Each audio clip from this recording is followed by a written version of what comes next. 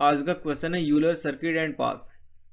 Question की statement given है, इसमें बताया कि यूलर पाथ क्या होता है और यूलर सर्किट क्या होता है। तो इसको हम डायरेक्टली समझ लेते हैं। क्वेश्चन की स्टेटमेंट में दो छोटी छोटी गलतियां हैं, टाइपिंग मिस्टेक हो सकती है। एक तो यहाँ पे पहले सेंटेंस में डिफरेंट इंडेक्सेस लिखा है, यहाँ पे इंडेक्स की जगह वर्टेक्स होना चाहिए था। और दूसरी गलती है कि तीसरे सेंटेंस में given an undirected acyclic graph है, तो यहाँ पे जो वर्ड एसाइक्लिक है, एसाइक्लिक नहीं होना चाहिए था, क्योंकि ग्राफ अगर साइक्लिक है या फिर एसाइक्लिक है, दोनों ग्राफ्स में हम ये दोनों प्रॉपर्टीज़ को देख सकते हैं।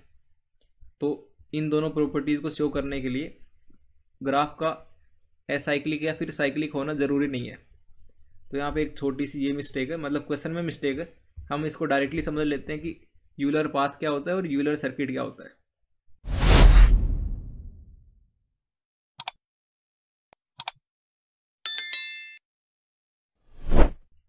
तो सबसे पहले यूलर पाथ समझ लेते हैं। क्वेश्चन में यूलर पाथ की डेफिनेशन कुछ इस तरह से गिवन है, एक ऐसा path that in the graph that visits every edge exactly once and it starts and ends up at different indexes. इसका मतलब है अगर हमारे पास ग्राफ है तो उसमें कुछ एज होंगे, कुछ वर्टेक्स होंगे। तो कुछ नोड्स मान लेते हैं, वर्टेक्स नोड्स एक ही बात है, 2 3 4 5। अगर ये 5 नोड है अपने पास एक ग्राफ में, तो जो यूलर पाथ की डेफिनेशन है क्वेश्चन के अकॉर्डिंग वो बोलती है अगर हम एक पर्टिकुलर नोड से चलते हैं, एक नोड से चलते हैं, सोर्स मान लेते हैं उसको, और एक डेस्टिनेशन पे पहुंचते हैं, तो ये दोनों अलग अलग, एक तो ये दोनों नोड्स अलग अलग होने चाहिए, और इन नोड्स के बीच में या फिर जितने भी इस एक पर्टिकुलर ग्राफ में एज हैं, टोटल एज जितने भी हैं, सबको हम एग्जैक्टली अगर एक बार विजिट कर पाते हैं, तो उस वाले केस में हम बोल सकते हैं कि वो पर्टिकुलर पाथ यूलर पाथ होगा। जैसे कि अगर यहाँ पे इस ग्राफ में 3 से हम चलते हैं, 3 से अगर 4 पे चलते हैं, तो इस वाले एज को हमने एक बार विजिट कर लिया। अब 4 से 5 पे चलते हैं, इस वाले को एक बार विजिट कर लिया। अब यहाँ पर 2 से 3 वाला एज, ये वाला एज और ये वाला एज अनविजिटेड रह गया। उस वाले केस में जो ये पाथ है 3 से 4 वाला, 3 से 4 फिर 4 से 5, ये यूलर पाथ नहीं होगा, नॉट यूलर पाथ। और अगर इसी ग्राफ में हम 1 से चलते, और अगर इसी ग्राफ में हम 1 से चलते हैं, यहाँ से चले 2 पे विजिट कर लिया, एक बार ये वाला एज विजिट हो गया, 2 से 3 पे गए, ये वाला एज भी विजिट हो गया, 3 से 4 पे गए, ये वाला एक बार विजिट हो गया, 4 से 5 पे गए, ये वाला एक बार विजिट हो गया। इस ग्राफ में हमने एग्जैक्टली हर एक एज को एक बार विजिट करा है, और इसमें जो सोर्स है और जो डेस्टिनेशन है, मतलब जिससे स्टार्ट करा और जिस पे ख़त्म हुए, वो दोनों डिफरेंट है। उस वाले केस में हम बोलेंगे कि जो ये पाथ है 1 से 2, 2 से 3, 3 से 4, 4 से 5, ये एक यूलर पाथ होगा। और एक पर्टिकुलर ग्राफ में एक से ज़्यादा यूलर पाथ हो सकते हैं, क्योंकि अगर हम 5 से स्टार्ट करते हैं, 5 से 4 पे आ सकते हैं, 4 से 3 पे, 3 से 2 पे, 2 से 1 पे, तो ये भी एक यूलर पाथ है।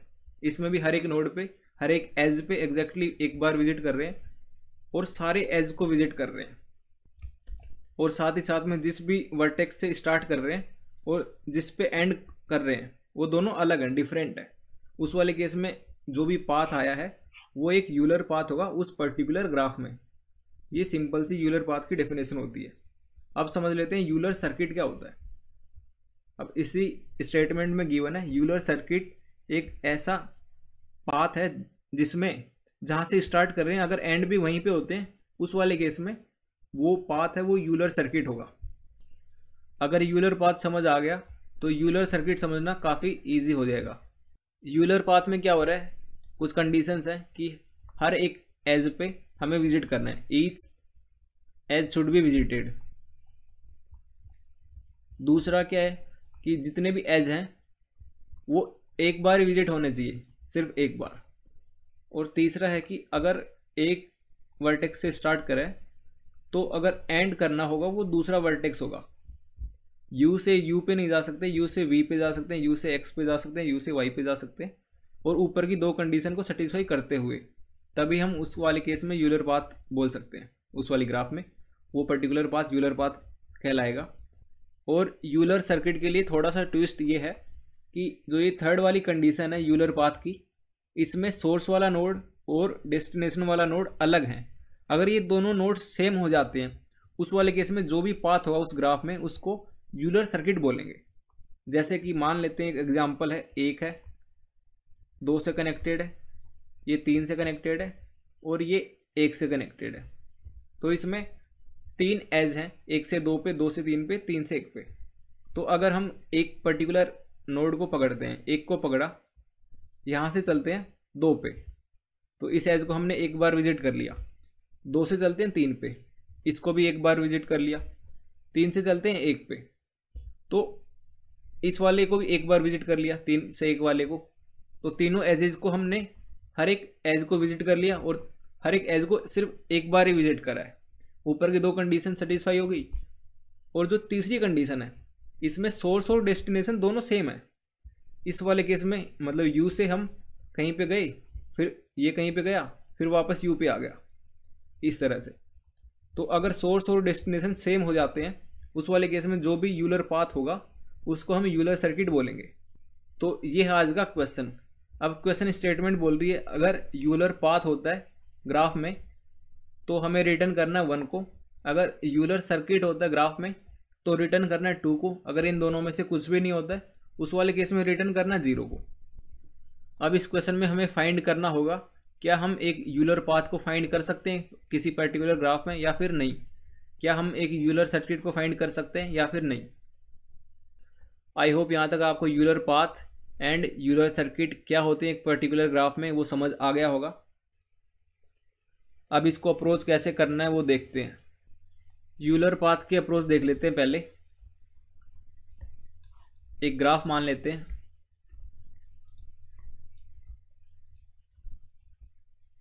एक ग्राफ है जिसमें 4 नोड्स हैं और 3 एजेस हैं। तो इस ग्राफ में अगर 1 से स्टार्ट करते हैं तो 1 से अगर 2 पे चलते हैं, 1 से 2 पे गए एक बार विजिट कर लिया, 2 से 3 पे गए इसको भी एक बार विजिट कर लिया, 3 से 4 पे गए तीनों एजेस को विजिट कर लिया सिर्फ एक बार, और जिससे चले और जिस पे एंड हुए वो दोनों डिफरेंट है। इस ग्राफ में एक यूलर पाथ एग्जिस्ट करता है।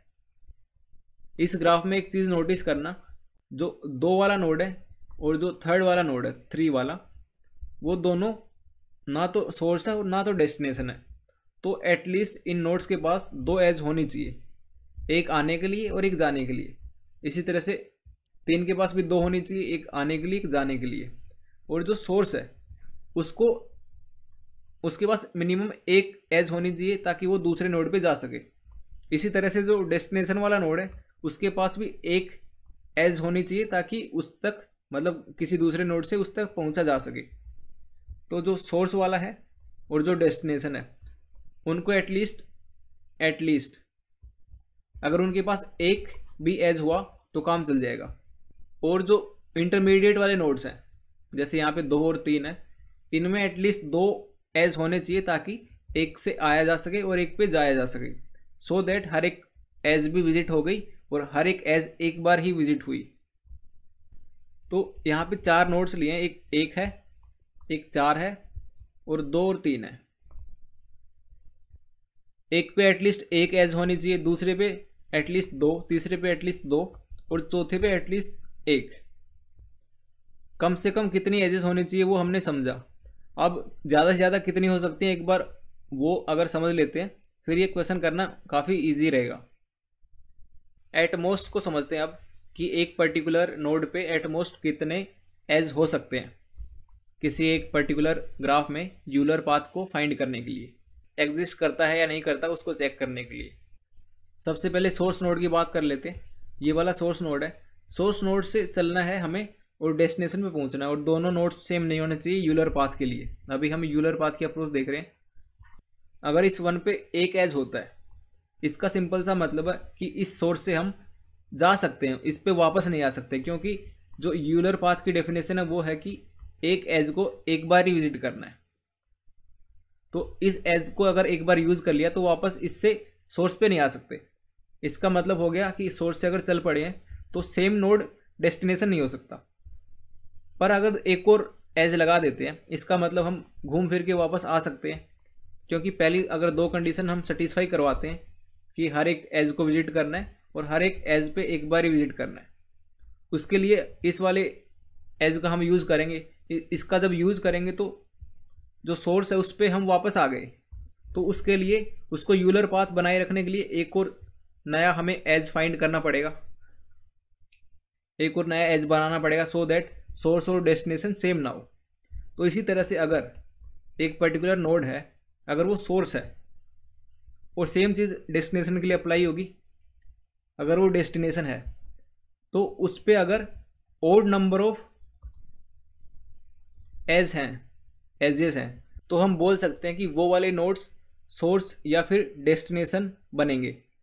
क्योंकि 1 से 2, 2 से 3, 3 से 4 ये वाली अगर ग्राफ होती है तो ये वाला सोर्स हम लेते हैं और इसको डेस्टिनेशन लेते हैं, तो 1 से 2, 2 से 3, 3 से 4, एक तो ये पाथ आ गया जो कि यूलर पाथ है, और एक 4 से 3, 3 से 2, 2 से 1 ये भी पाथ एक यूलर पाथ है। तो यहाँ पे जो सोर्स है और डेस्टिनेशन है इनको स्वैप भी कर दें तो फ़र्क पड़ेगा नहीं, फिर भी हम उस ग्राफ में एक यूलर पाथ फाइंड कर सकते हैं।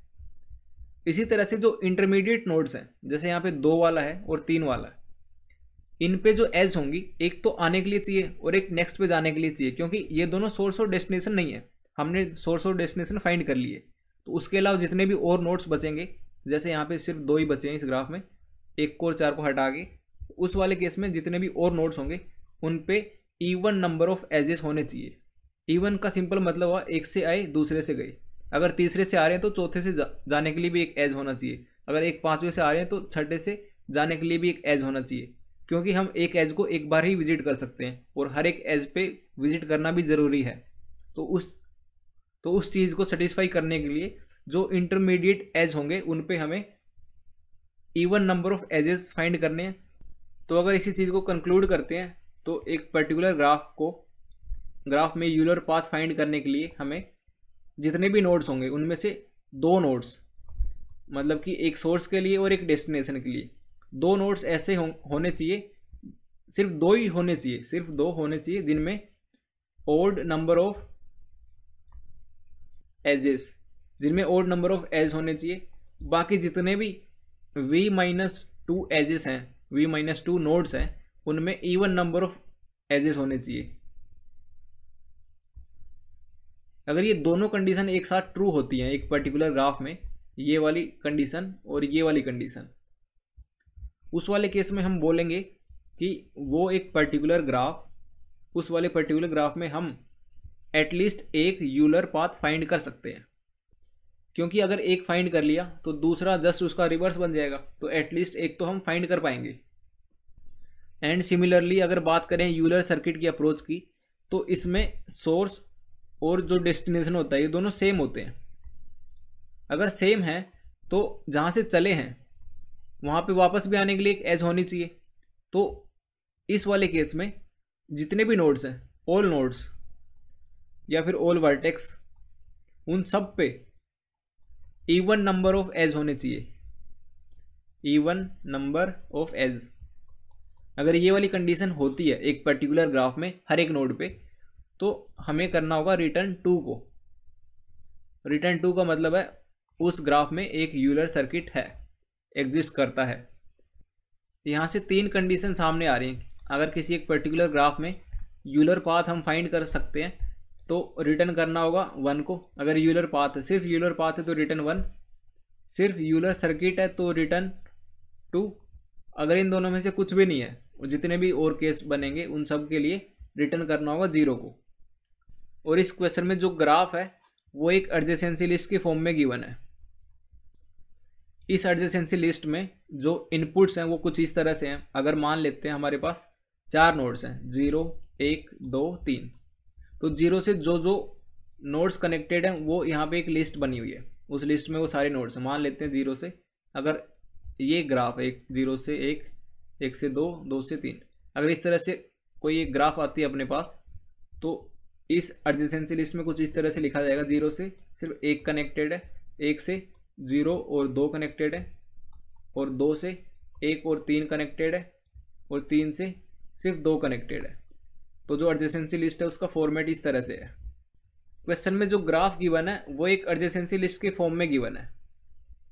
अब जो एडजेसेंसी लिस्ट है ये इसका जो फॉर्मेट है, इनपुट फॉर्मेट, उसको समझना जरूरी है, क्योंकि फिर हम डायरेक्टली इस लिस्ट को देख के बता सकते हैं कि ये ग्राफ में हम ये वाली चीज़ फाइंड कर सकते हैं या नहीं कर सकते, ये कर सकते हैं या नहीं कर सकते, या फिर इन दोनों में से कोई भी नहीं कर सकते। उसके लिए हमें एडजेसेंसी लिस्ट बनानी पड़ेगी एक पर्टिकुलर ग्राफ के लिए। तो मान लेते हैं ग्राफ हमारे पास एक, मतलब 0 से 1 पे एक एज है, फिर 1 से 2 पे है और 2 से 3 पे है। 4 नोड्स हैं टोटल, 0 1 2 3। तो जो एडजेसेंसी लिस्ट होती है उसका इनपुट का फॉर्मेट कुछ ऐसा होता है, उसको ड्रॉ कर लेते हैं। तो ये नोड्स मान लेते हैं 0 1 2 और 3, और यहाँ पे एडजेसेंसी लिस्ट है। एडजेसेंसी लिस्ट का फॉर्मेट है कि एक लिस्ट है, मतलब एक एरे है, उसके अंदर लिस्ट है और उतनी नंबर ऑफ लिस्ट होंगी जितने नंबर ऑफ नोड्स होंगे। तो यहाँ पे 4 लिस्ट होंगी इसके अंदर। तो पहली लिस्ट में होगा कि जो 0 वाला नोड है वो किस किस नोड से कनेक्टेड है। यहाँ सिर्फ 1 से कनेक्टेड है तो इसमें सिर्फ 1 होगा। फिर जो दूसरी लिस्ट होगी वो बताएगी कि फर्स्ट वाला नोड किन किन नोड से कनेक्टेड है। यहाँ पे 0 से और 2 से कनेक्टेड है, यहाँ पे 0 आएगा 2 आएगा। इसी तरह से 2 के लिए 1 आएगा और 3 आएगा, और 3 के लिए सिर्फ 2 आएगा। अब इस चीज़ को देखना है। अब इसी लिस्ट में ही, मतलब जो इनपुट लिस्ट है उसी में आंसर है। तो जो 0 वाला नोड है वो सिर्फ एक नोड से कनेक्टेड है, सिर्फ 1 से कनेक्टेड है। इसका मतलब इन दोनों के बीच में एक ही एज हो सकता है। 0 कनेक्टेड है 1 से, तो यहाँ से एक एज आ गया। अब ये जो 1 है ये कनेक्टेड है 2 एलिमेंट से, 2 नोड से, एक 0 है एक 2 है। तो इसको हम ऐसे लिखते हैं, 1 है वो 2 से कनेक्टेड है और 1 0 से भी कनेक्टेड है। ठीक है। अब जो 2 है सेकंड वाला, ये 1 और 3 से कनेक्टेड है। इसको ऐसे लिख सकते हैं, 2 3 से कनेक्टेड है और 1 से भी कनेक्टेड है। ये 2 वाला ये इस तरह से कनेक्टेड है। जो 3 वाला है वो सिर्फ 1 से कनेक्टेड है, जिसका नाम है 2। अब यहाँ पर एक चीज़ नोटिस करना, जितने नंबर ऑफ एलिमेंट्स हैं इन लिस्ट में उतने ही एज बन रहे हैं। तो जैसे 0 और 1 के बीच में एक एज बन रहा है, 1 और 0,2 टोटल मिला के 2 एज बन रहे हैं, यहाँ से टोटल 2 बन रहे हैं, यहाँ से टोटल 1 बन रहा है। तो हम जब इनपुट को रीड करेंगे हम उसी टाइम हम बोल सकते हैं कि अगर हमारे पास जितने भी नोड्स हैं, वी नोड्स हैं, अगर उन सब पे इवन नंबर ऑफ एज आते हैं, उन सभी में इवन नंबर ऑफ एज आते हैं, या फिर जितने भी जो ये लिस्ट है एरे के अंदर उनमें सभी एलिमेंट्स इवन होते हैं, सब जितने भी लिस्ट हैं उनकी साइज इवन होती है सबकी, तो बोल सकते हैं कि वो वाली ग्राफ यूक्लियर सर्किट कंटेन करेगी। और अगर टोटल वी नोड्स में से अगर 2 नोड्स पे, सिर्फ 2 नोड्स पे ओड नंबर ऑफ एज हैं, या फिर ऐसे बोल सकते हैं 2 लिस्ट की साइज ओड है और अगर सबकी बाकी सबकी इवन होती है, उस वाले केस में यूलर पाथ एग्जिस्ट करेगा, वहाँ पे पक्का करेगा। और तीसरी कंडीशन, अगर इन दोनों में से कोई सा भी नहीं होता है, उस वाले केस में रिटर्न करना होगा 0 को। तो इसको कोड की फॉर्म में लिख लेते हैं, काफ़ी सिंपल चीज़ है ये। एक इंट काउंटर ले लेते हैं 0 स्टार्टिंग में। अब नेक्स्ट क्या करना है, जो ये एडजेसेंसी लिस्ट गिवन है, एडजेसेंसी एरे है, उसके अंदर लिस्ट है, जितने भी लिस्ट हैं उनको हमें चेक करना है कि कितनी लिस्ट की साइज ओड है या फिर कितनों की इवन है। तो इसको चेक कर लेते हैं। जो एडजेसेंसी लिस्ट है इसको रीड करते हैं, i लेस देन v, क्योंकि इसमें v नोड्स होंगे तो v लिस्ट होंगी। अब कंडीशन लगानी है इफ़ एडजेसेंसी की ith वाली लिस्ट की जो साइज़ है अगर वो इवन होती है, मोड 2 अगर 0 होता है तो काउंट को बढ़ा देना है, काउंट प्लस प्लस। यहाँ पे बाहर आ गया। अब यहाँ पर 3 कंडीशन आएंगी। पहली कंडीशन की जो काउंट आया है अगर वो v के इक्वल है, इसका मतलब है जितने भी नोड्स अपने पास सब पे इवन नंबर ऑफ एजेस हैं। अगर इवन नंबर ऑफ एज है तो वो वाला केस होगा यूलर सर्किट वाला, और यूलर सर्किट वाले केस में हमें रिटर्न करना होगा 2 को। दूसरी कंडीशन, इफ़ जो काउंट है अगर वो इक्वल आता है v-2 के, उस वाले केस में रिटर्न करना होगा 1 को। एल्स जो भी कंडीशन आए उस वाले केस में रिटर्न करना होगा 0 को। इसको रन करके देखते हैं।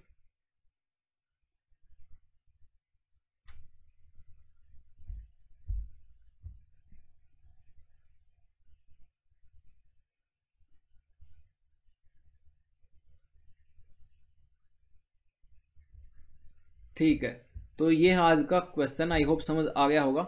अगर कुछ भी डाउट रहती है तो आप कमेंट सेक्शन में पूछ सकते हो। इसकी जो टाइम कॉम्प्लेक्सिटी है वो इस एक फॉर लूप से पता चल जाएगी। बिग ऑफ वी है और इसमें space complexity extra space use कर नहीं रही तो बिग ऑफ 1 रहेगी।